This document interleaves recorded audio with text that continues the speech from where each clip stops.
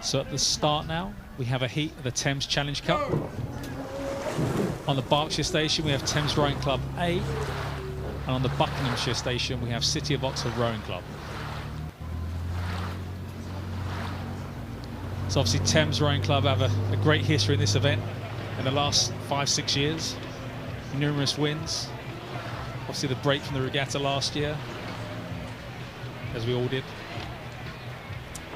But obviously both crews off efficiently and clean, which is really important. Definitely at this point you're just starting to lengthen out, aren't you? You're finding that rhythm. It's still high intensity. It still feels the early part of the race.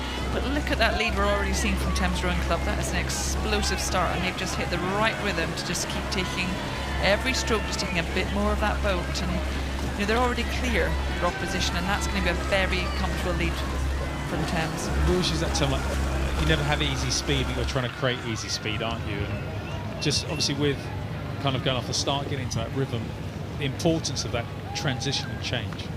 This is it. I mean, obviously, now we can see Thames Rowing Club have really settled down to something that's, it's more like a very strong sort of training session for them now. As you said before from the previous race, it's about conserving energy. It's still keeping a very, very top standard, but not using anything more than they need to. And as you've said, you know, when you come out the start, it is blistering pace, and the most important thing is to find a rhythm and a length that will just carry you over the rest of the course. Now, the wonderful thing is, if you're as good as this Thames crew is, then you can settle down to something that's very comfortable. This is again a very enjoyable way to do the second half of the Henley course, and they'll be looking forward to racing tomorrow and the day after and just moving through this regatta in this style. And how, when you kind of have a kind of lead like this over your competitors, how difficult is it to stay switched on and focused? I didn't always get to have this kind of lead, Mark, I'll be honest. This is incredible. But yes, of course, and again, we're going back to this is a Cox boat. It's really the Cox's job. I mean, what you don't want is to do is it to look sloppy, or is it to get too casual. You know, there's a still way of saying, from a physical side of things, we can relax, we can breathe, we can take it a bit easier, but actually technically, tactically, very sharp, very switched on. So you're still giving the instructions of, we want, you know, the timing to be perfect, we want to get that length we need. There's still enough to almost keep improving every stroke without using up the energy that you're not needed to win this right now. Got a feel for City of Oxford. They've put in a great performance themselves, but that's an uncomfortable place to be at this point in the race.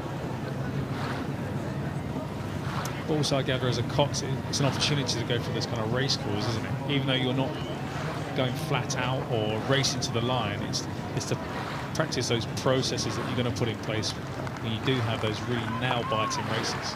And this is it. I mean, sport talks so much about different types of visualization. Well, here you're actually on the course. You don't need to imagine the course. You're physically on the course going past the marker. So it's a perfect opportunity for Cox to say, you know, tomorrow when we're coming past this point, let's think about this or that. And you actually do a brilliant rehearsal for what could be a much tighter race the next time you come down the course.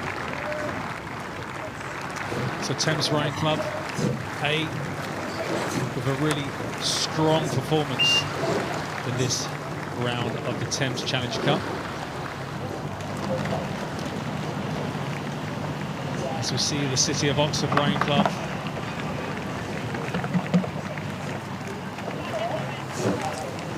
crossing the line now. So that was a win for Thames Rowing Club A over City of Oxford Rowing Club in the heat of the Thames Challenge Cup.